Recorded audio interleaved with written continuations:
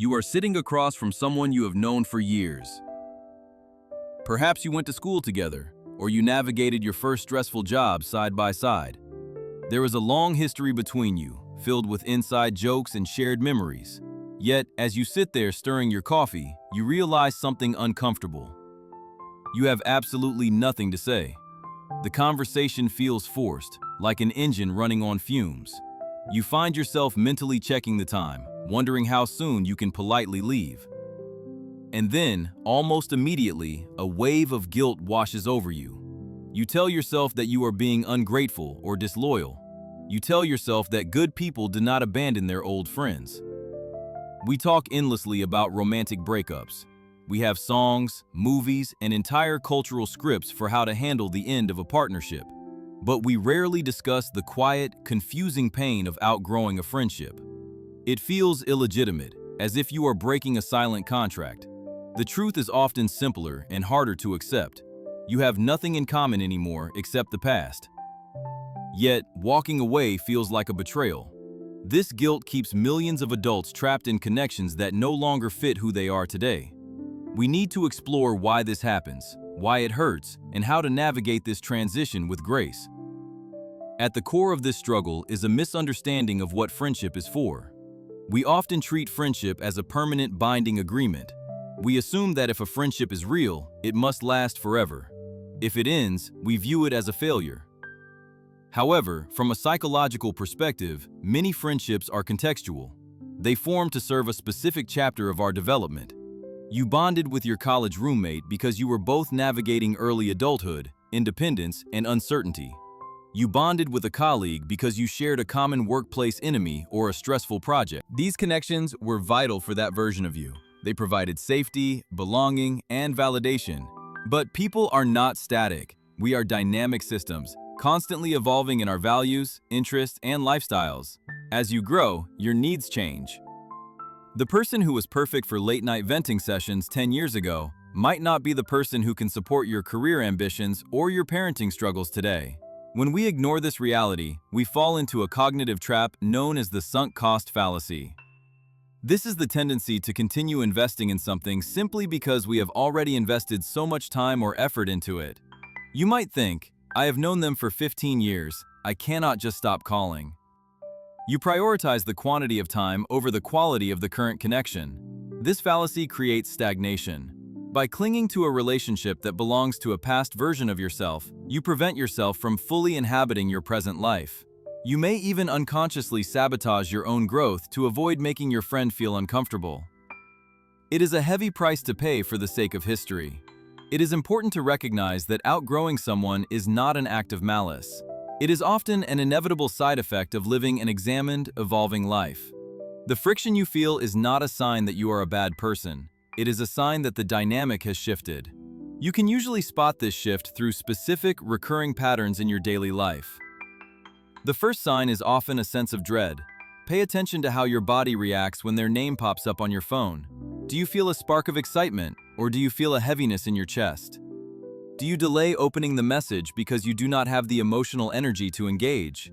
This somatic response is honest, even if your logical mind tries to rationalize it away. If the thought of a scheduled dinner date feels like an obligation rather than a joy, your nervous system is telling you that the connection is no longer reciprocal or nourishing. A second pattern is the exhaustion of forced conversation. In a thriving friendship, the dialogue flows. You bounce ideas off each other, you share vulnerable updates, and you feel understood. In a stagnant friendship, the conversation often loops. You find yourselves talking exclusively about the good old days because the present offers no common ground. You might ask them about their life and receive short answers, or you might listen to the same complaints you have heard for a decade.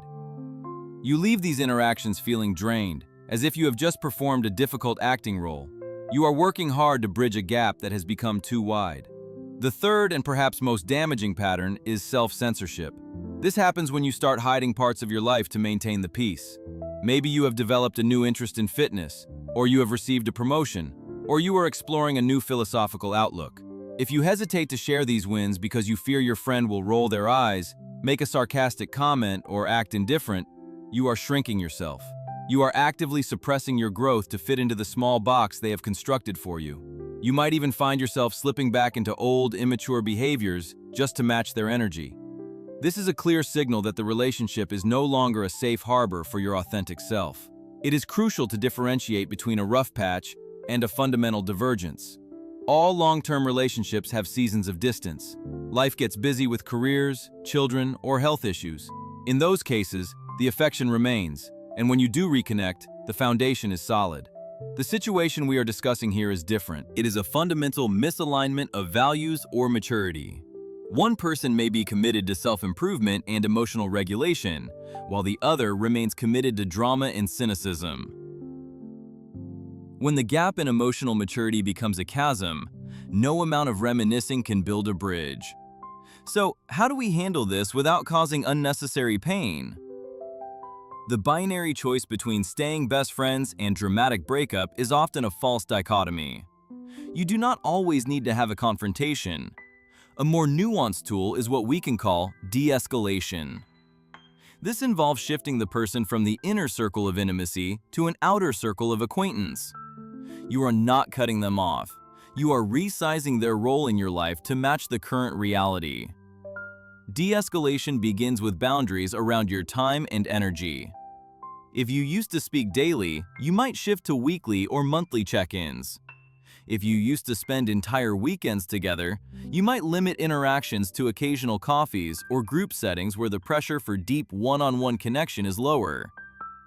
This allows you to honor the history and care for them from a distance, without subjecting yourself to the constant friction of incompatibility. It is possible to love someone and wish them well without needing to be their primary confidant. Another practical tool is the mental reframe of the relationship's purpose. Instead of viewing the distance as a failure, try to view the friendship as a completed chapter.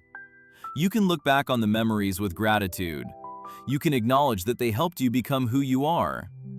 This gratitude actually makes it easier to let go. When you stop demanding that the friendship be something it can no longer be, the resentment fades. You can appreciate them for who they were to you then, rather than resenting them for who they are not to you now. It helps to use specific journaling prompts to clarify your feelings. You might ask yourself, who am I when I am with this person? Do you like that version of yourself? Another powerful question is, if I met this person today, knowing nothing of our past, would I choose them as a friend? If the answer is a clear no, it validates that the bond is based entirely on history, not current compatibility. This realization can give you the courage to step back. There is a common myth that strong people can handle any social dynamic. We tell ourselves that if we were truly kind or patient, we could make it work. But patience is not the same as endurance. Enduring a draining relationship is not a virtue. It is a lack of boundaries. Consider the example of two people. Let's call them Mark and David. They were inseparable in their early 20s, bonding over parties and a lack of responsibility. As they entered their 30s, Mark stopped drinking and started focusing on his career. David continued the same lifestyle. For years, Mark tried to save the friendship. He would go out to bars when he didn't want to, just to keep the bond alive. He would listen to David's repetitive crises, offering advice that was ignored. Mark felt resentful and angry after every meeting. Eventually, Mark realized he was trying to water a dead plant. He stopped initiating plans. He stopped offering advice that wasn't asked for. He didn't have a big fight with David. He just let the space grow. Years later, Mark still sends David a birthday text. He still cares, but he no longer sacrifices his peace for the sake of nostalgia. This is not failure. This is maturity. It is also important to prepare for the grief. Even if ending or changing the friendship is the right decision, it will still hurt. You are losing a witness to your life. You are losing a tether to your past. This is a form of ambiguous loss because the person is still alive, but the relationship is gone. Allow yourself to feel sad. Do not rush to fill the void immediately. That empty space is necessary. It is the room you are making for new people who align with the person you are becoming. As you navigate this, remember that your time is a finite resource. Every hour you spend maintaining a connection that drains you is an hour you cannot spend nurturing a connection that inspires you. We often fear that if we let go of old friends, we will end up alone. But the opposite is often true.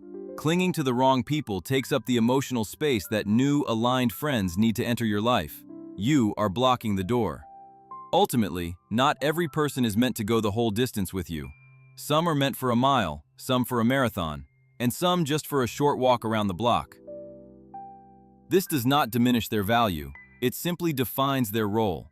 You can cherish the memories of the mile you walked together without forcing them to run the marathon they are not equipped for. Honoring your own growth sometimes means walking a lonely path for a short while. It requires the courage to say, "I love you, but I cannot follow you there." It requires the bravery to be misunderstood by people who knew the old you. But the reward is a life that feels coherent and authentic. The reward is surrounded by people who see and celebrate the person you are today, not the person you used to be. As you reflect on your own social circle, consider the connections that feel heavy. Ask yourself this question: are you holding on to this friendship because of the joy it brings you today? Or are you holding on to it because you are afraid of letting go of the past? Your answer will tell you everything you need to know about your next step.